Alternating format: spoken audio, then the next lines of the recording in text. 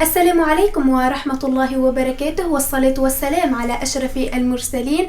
أهلا وسهلا بأعزائنا المستمعين والمشاهدين في حلقة جديدة من برنامج قلوب عامرة، حيث نلتقي معا لنتشارك ما ينفعنا بإذن الله على إذاعة 3030 بعقارب صوتك وين ما تكون. موضوع حلقتنا لليوم باش يكون عن أخلاق الصائم في رمضان، واللي هي حاجة مهمة برشا ولازمنا نتحلوا بالخلق الطيب باش الإنسان يدرب نفسه على أنه يغير من سلوكه ويغير من نفسه. وإلى جانبي أيضا كما عودناكم فضيلة الشيخ بكثير والسيد أنيس العكرمي، أيضا في الصوت التقني سليم بن عبد الله، وفي التصوير ميسة بالمبروك. موضوع حلقتنا لليوم كما ذكرته لكم سابقا هو أخلاق الصائم في رمضان، حيث سنبدأ أولا مع السيد أنيس العكرمي ليجيب عن أسئلتنا لهذه الحلقة. مرحبا سيد أنيس. الله يبارك فيكم ويصلح أحوالكم، الله يحفظكم إن شاء الله. سيد أنيس، السؤال الأول هو ما علاقة الصائم ما علاقة الصيام والأخلاق في الإسلام؟ الحمد لله رب العالمين، وصلى الله على سيدنا محمد خاتم الأنبياء والمرسلين وعلى آله وصحبه صلى الله عليه وعلى آله وصحبه أجمعين. قال صلى الله عليه وآله وصحبه وسلم: الصيام جنة، الصيام جنة، فإذا كان صوم يوم أحدكم فلا يرفث ولا يجهل، وإن امرؤ قاتله أو شاتمه فليقل إني صائم. هذا الصيام أمره عظيم، والصيام متعلق علاقة كبيرة جدا بينه وبين الأخلاق. أولا النبي صلى الله عليه وسلم من أنزل ومن شرع لنا الصيام وعلمنا كيفية الصيام وحدوده، متى يبدأ متى ينتهي، كان كما وصفه ربه سبحانه وتعالى حين قال: وإنك لعلى خلق عظيم، وإنك لعلى خلق عظيم، صلى الله عليه وآله وصحبه وسلم. فهو صلى الله عليه وسلم تجسدت فيه الخلق، فكان صلى الله عليه وسلم على أتم وأكمل أوجه الخلق. وقال مما قاله صلى الله عليه وسلم أو فيما وصفه أصحابه حينما كان في رمضان، هو كان في سائر أيام ولياليه صلى الله عليه وسلم صاحب خلق وصاحب كرم وصاحب جود. جاء في حديث عن سيدنا ابن عباس رضي الله عنه أنه قال: كان رسول الله صلى الله عليه وسلم أجود الناس بالخير، وكان أجود ما يكون في رمضان، فلرسول الله صلى الله عليه وسلم أجود بالخير من الريح المرسلة. سبحان الله. نعم، فهو كان صلى الله عليه وسلم خلق متجسد على وجه هذه البسيطة، وهذه الخلق ربي جمعها وعلمنا إياها في قرآنه سبحانه وتعالى. وحتى فيما تصفه السيدة عائشة رضي الله عنها تصف زوجها هذا النبي الكريم سيدنا محمد صلى الله عليه وسلم حينما سئلت كيف كان رسول الله، كيف كانت أخلاقه ومعاملاته، كيف أحواله في سائر أيامه، فقالت: كان صلى الله عليه وسلم قرآنا يمشي على الأرض. يعني فما أخلاق أعظم من أخلاق القرآن؟ ما فيش. فهو كان صلى الله عليه وسلم متصف ظاهرا وباطنا بالخلق العظيم، حتى وصفه ربه سبحانه وتعالى بإنك لعلى خلق عظيم.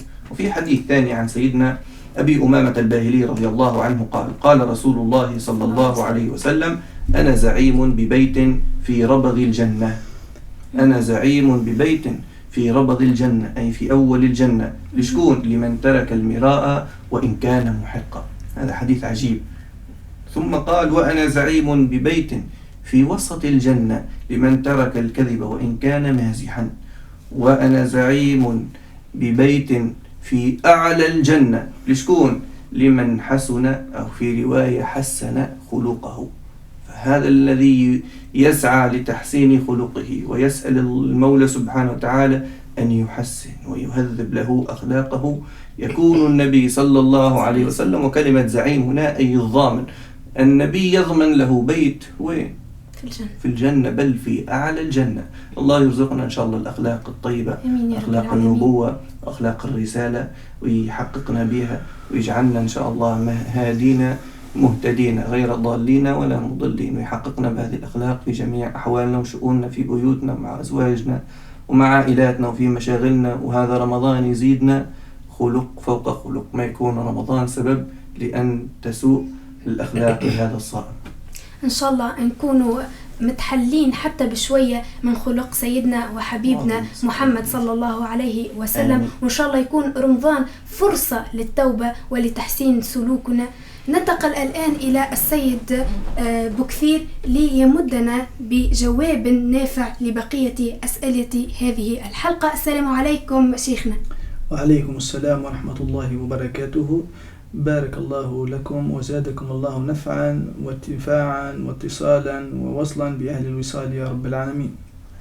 شيخنا حبينا نعرف كيفاش الصائم ينجم يغتنم فرصة شهر رمضان لتحسين معاملاته وعلاقاته مع الآخرين بالتسامح.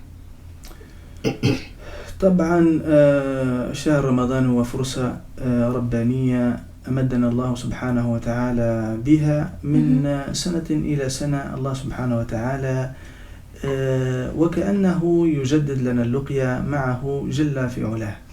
فالإنسان إذا لم يدرك شيئا في رمضان الفارط فقد أهلته يعني وأهله شهر مبارك عظيم، فرصة جديدة حتى هذا المؤمن يتسنى له أن يحسن علاقته بمولاه. فباب أولى الإنسان إذا لم يؤدب في رمضان، إذا لم يؤدب ويحسن من معاملاته ومعاشراته يعني اتصاله ووصاله بالناس وبخلق الله تبارك وتعالى وعلاقته مع ربه سبحانه وتعالى، فكيف له في سائر الأيام أن يصلح هذه العلاقة؟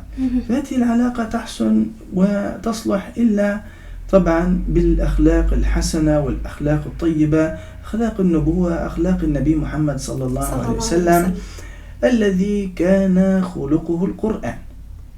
وهذا شهر القرآن، أي هذا شهر الخلق، هذا شهر الأخلاق، وهذا شهر المعاملة الحسنة، وهذا شهر الطيبة، وهذا شهر الصدقة، وهذا شهر الرحمة، هذا شهر المغفرة، هذا شهر العتق من النيران. واضح شيخنا، يعني يعفو عن الآخرين ويكون متسامحا معهم في هذا الشهر، خاصة المشاكل تحدث بين جميع البشر، لكن في هذا الشهر هذا الفضيل تكون فرصة باش أن نحسنوا علاقاتنا مع الناس ومع الآخرين باش بالتسامح بالعمل بخلق النبي صلى الله عليه وسلم. شيخنا عندنا سؤال آخر اللي هو كيف يمكن للصائم أن يجسد خلق الكرم سواء بالمال أو بالكلمة الطيبة؟ طبعا هو كله يحتاج صبر. إذا ما أوذي الإنسان في نفسه فأفضل شيء أنه يجنح إلى الآية الكريمة وإلى خطاب المولى سبحانه وتعالى: فإذا الذي بينك وبينه عداوة كأنه ولي حميم وما يلقاها إلا الذين صبروا وما يلقاها إلا ذو حظ عظيم. يعني فالصبر هو مفتاح كل شيء. يعني الإنسان بالكلمة الطيبة يتصدق، والكلمة الطيبة صدقة كما ورد في الحديث النبوي الشريف. يعني حتى الكلمة الطيبة صدقة. نعم صدقة. فتعين الرجل على دابته فتحمله عليها كما ورد في الحديث النبوي، وتصلح بين الاثنين، وفي آخر الحديث: والكلمة الطيبة صدقة. كلمة طيبة دي ما هي مفتاح كل خير بإذن الله تعالى. وهذا يعني حال المؤمن وخاصة في رمضان. أما بالنسبة للمال وبالنسبة لصدقة المال هيك يعني أجرها عظيم جدا، وفيها وردت يعني حديث كثيرة، ومن ضمنها قول الحبيب صلى الله عليه وسلم في هيك السبعة: أما تريد أيها المؤمن أو أيها المؤمنة أن يضلك الله سبحانه وتعالى في ظله يوم لا ظل إلا ظل الرحمن. يوم تجري يعني الشمس على الرؤوس، 7 يظلهم الله في ظله يوم لا ظل إلا ظله.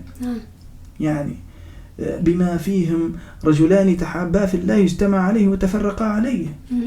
رجل تصدق بصدقة فأخفاها حتى لا تعلم شماله ما تنفق يمينه. سبحان الله. نعم.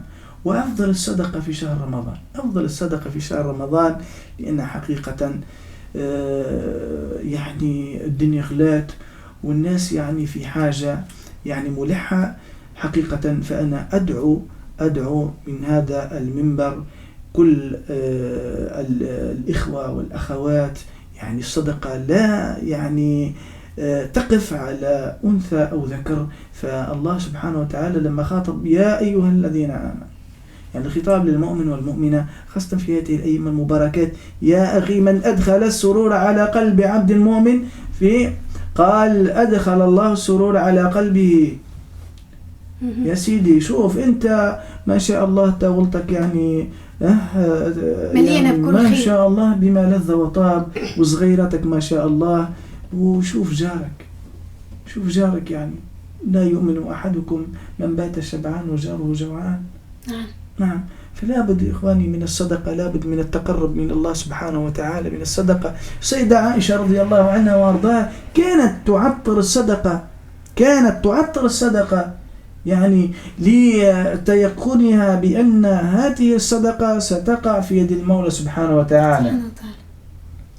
قالت لأنها تقع في يد المولى قبل أن تقع في يد السائل.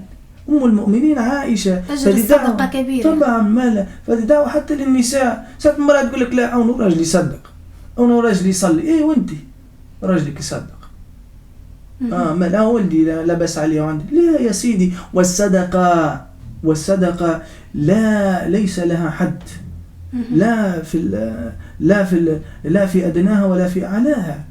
يعني تنجم تكون 100 مليم تتصدق بها، 100 مليم تشكل 100 مليم هذيك اللي تشتحل من باب، ما نقولش 100 مليم يعني دينار واحد تتصدق به على مسكين بما استطعت بالطبيعة مالا. ومما رزقناهم ينفقون، باللي رزقك به ربي تنفق بالطبيعة مالا. ورزق منين؟ من الله سبحانه وتعالى. والمال من أين؟ من الله سبحانه وتعالى. ورزق من الله، كل من عند ربي سبحانه وتعالى. أنفق يا ابن آدم ينفق عليك. أنفق يا ابن آدم، إن الله شوف سبحان الله العظيم في الحديث النبوي الشريف. شوف يعني سيدنا النبي صلى الله عليه وسلم المعلم البشير النذير صلى الله عليه وعلى آله وصحبه وسلم.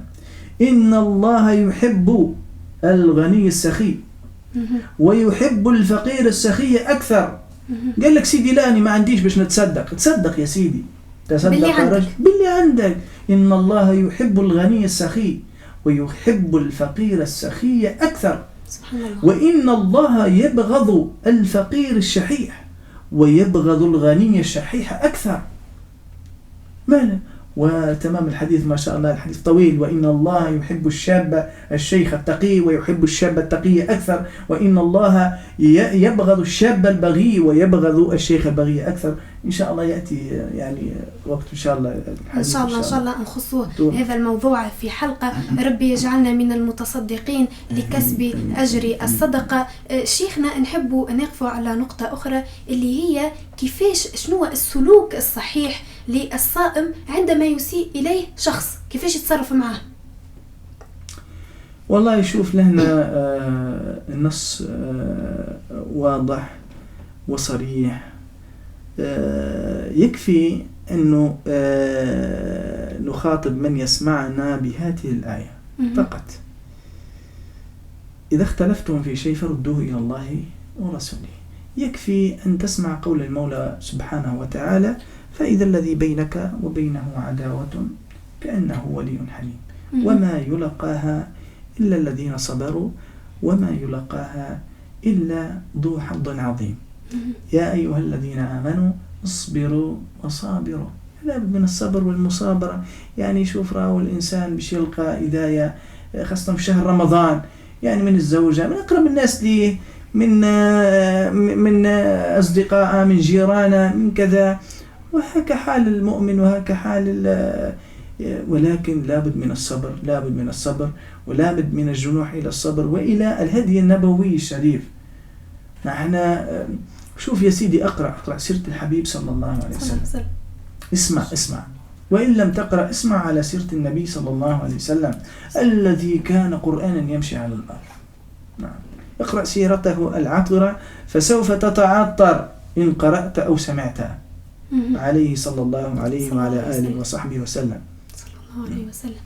شيخنا، فما حاجة ياسر نعيشوا فيها خاصة في رمضان، كي اتكلم واحد صايم وإلا ما نعرفش أنا، حتى باش تحاول تناقشوا في موضوع صغير يقول لك الكلمة هذيك المشهورة راني صايم ابعد علي لا نفطر عليك. هذيك الحاجة يعني أقل حاجة تعملها له، وإلا يقول لك راني صايم تو نفطر عليك، ويبدأ أكل محشش ويبدأ معناها عنده أكل يعني الغش هذاك والكل. شنو معناها يأثر سوء الخلق هذايا وكلمة نفطر عليك وراني صايم وسوء الخلق هذايا والغضب والكل على ثواب الصوم؟ بالطبيعة الله سبحانه وتعالى قال يعني فيما معنى الحديث: كل عمل ابن آدم له إلا الصيام فإنه لي وأنا أجزي به. نعم. شو يا سيدي، هذه صدقة منك على بدنك، وبالأولى هو فرض، وإنما منك مجازا أنت ستصوم هذا الشهر إلى الله سبحانه وتعالى، قربة إلى الله سبحانه وتعالى، وقربة يتقرب إلى الله سبحانه وتعالى. فما تفسدش صيامك أنت بكلمة أو زلة لسانك. احفظ لسانك يا سيدي. شوف سيدنا النبي صلى الله عليه وعلى آله وصحبه وسلم ماذا قال في الحديث النبوي الشريف؟ قال: من أمن لي أو من ضمن لي ما بين لحييه وما بين رجليه أضمن له الجنة. ضمن لك الجنة سيدنا النبي صلى الله عليه وسلم. نعم. امسك لسانك. يعني شنو التأثير متاع هذه الخلق السيء على ثواب الصوم؟ طبعا هو التأثير على ثواب الصائم ينقص من الأجر. طبعا ماله. طبعا كل ما يقوم به المرء إما سيزيد في ثوابه أو ينقصه. نعم. فليس منكم من الناس كما ورد من لم يزده الصوم إلا يعني منعه من الأكل والشرب فقط. واضح شيخنا. الموضوع هذا يحيلنا إلى سؤال آخر باش نتوجه به لسي أنيس، اللي هو كيفاش الصائم ينجم معناها يتغلب على هالغضب والانفعال متاعه هذايا في شهر رمضان. الحمد لله رب العالمين. نعم، رمضان جاء لي كما ذكر الإمام الغزالي في كتابه إحياء علوم الدين مما فتح الله له به وبصره من الأشياء التي كما جاء في الحديث الذي ذكرناه في الحلقات السابقة، وأنه رمضان إذا دخل رمضان صفدت الشياطين ومردت الجن.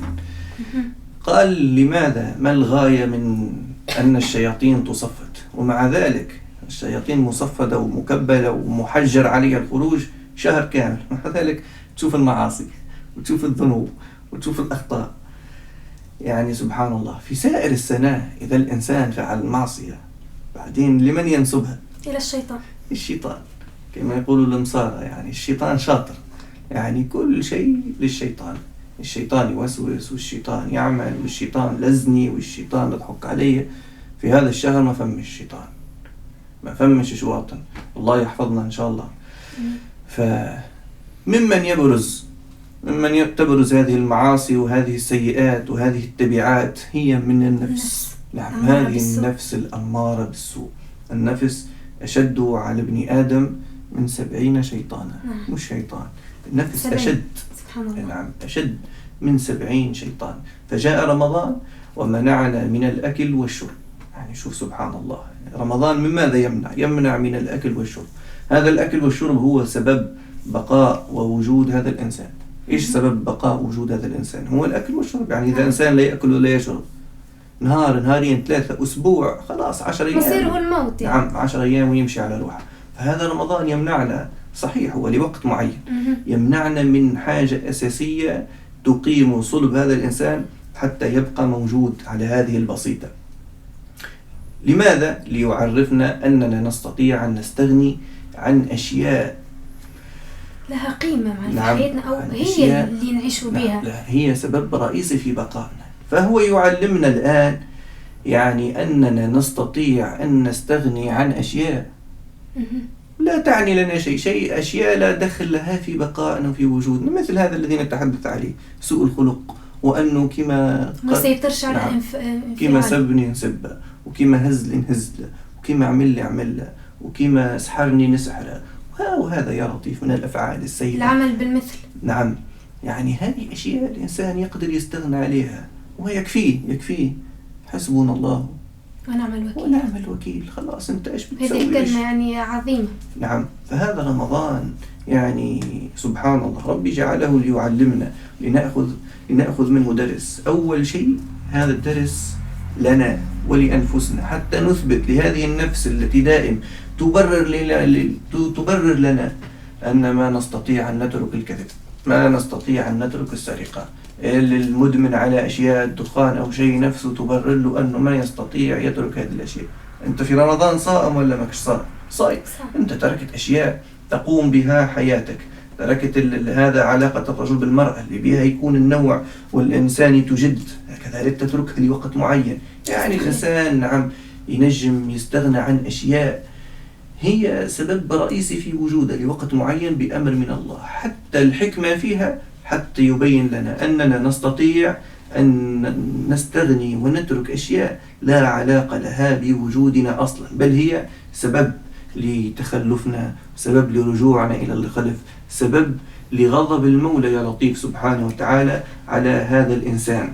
الله سبحانه وتعالى إن شاء الله يحفظنا ويزكي أنفسنا، وهذه غاية عظيمة ربي سبحانه وتعالى أمر بها الإنسان هذا، وهي تزكية النفس. وهو الذي قال قد أفلح من نعم قد أفلح من زكاها. فمن هذه النفس الإنسان إذا سعى في تزكيتها وفي تهذيبها وفي تنقيتها من الشوائب ومن الرذائل، من حب النفس ومن محبة الظهور، ومن أنه اللي يعمل لي يلزم نعمل له، واللي يسبني يلزم نسبه. وهذه أشياء ما كانت لا في رسول الله ولا في صحابة رسول الله ولا في تابعيهم ولا في كل من أراد معرفة المولى سبحانه وتعالى وكان على هدي النبي صلى الله عليه وسلم. فالواجب علينا أن نتدرب، وهذا الشهر رمضان هو شهر الدربة وشهر التمرين. الإنسان يتمرن ويتدرب حتى يزكي نفسه وحتى تحسن خلقه. والنبي صلى الله عليه وسلم حديث نختم به،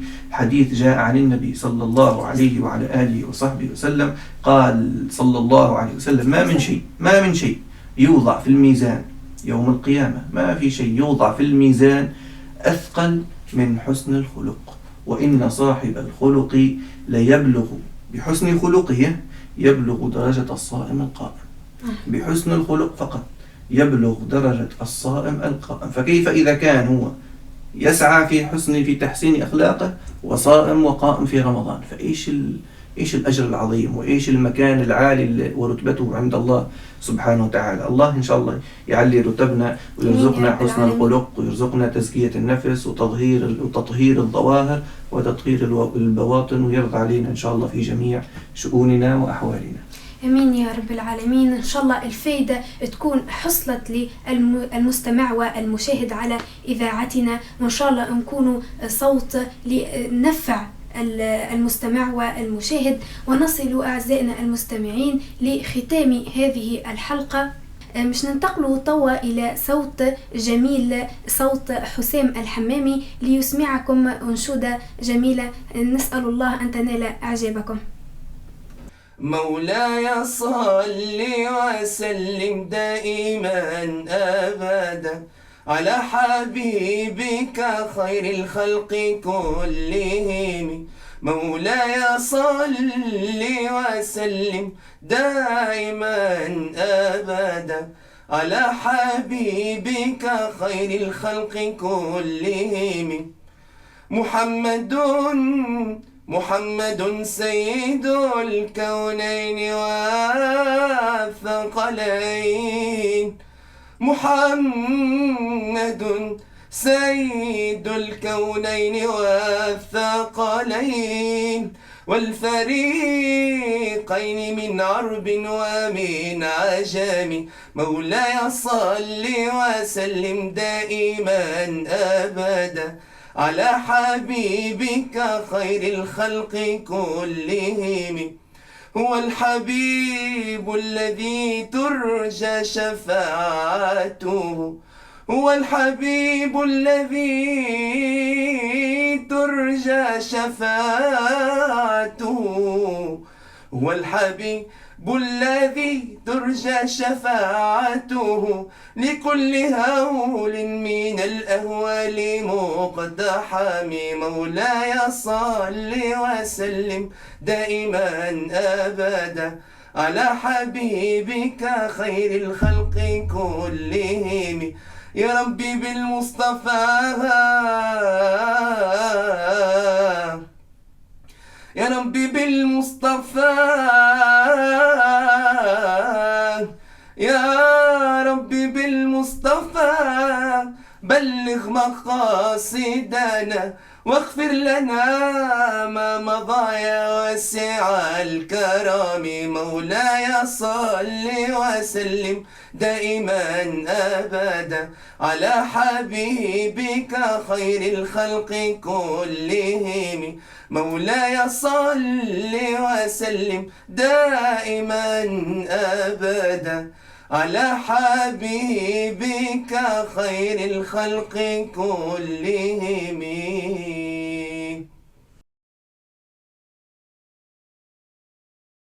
الله أكبر الله أكبر الله أكبر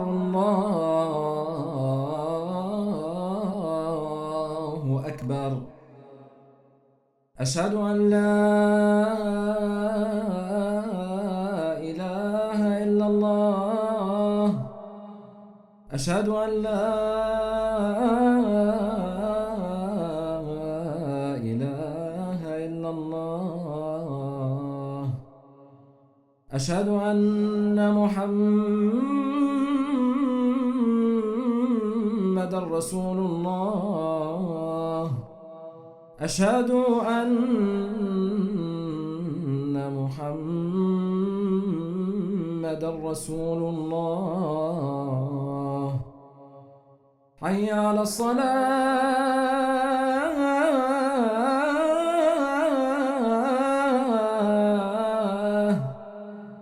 حي على الصلاة،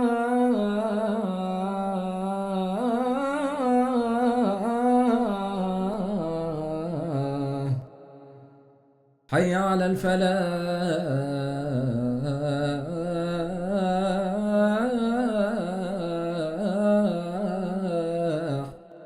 حي على الفلاح.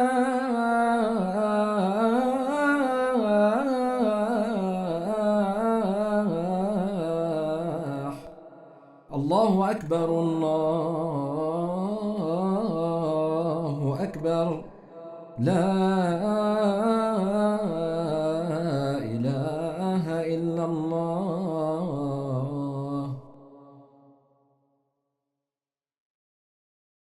اللهم رب هذه الدعوة التامة والصلاة القائمة، آت سيدنا محمدا الوسيلة والفضيلة والدرجة الرفيعة، وابعثه اللهم المقام المحمود الذي وعدته، إنك لا تخلف الميعاد. اللهم لك صمت، وعلى رزقك أفطرت، وبك آمنت، وعليك توكلت، وإليك أنبت. فاغفر لي ربي ما قدمت وما أخرت. ذهب الظمأ وابتلت العروق وثبت الأجر إن شاء الله.